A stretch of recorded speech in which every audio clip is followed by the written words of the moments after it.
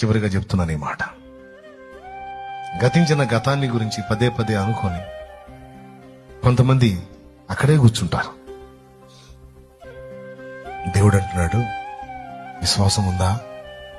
ఉందయ్యా, అట్లయితే మళ్ళా ప్రారంభించా. జారిపడ్డావా?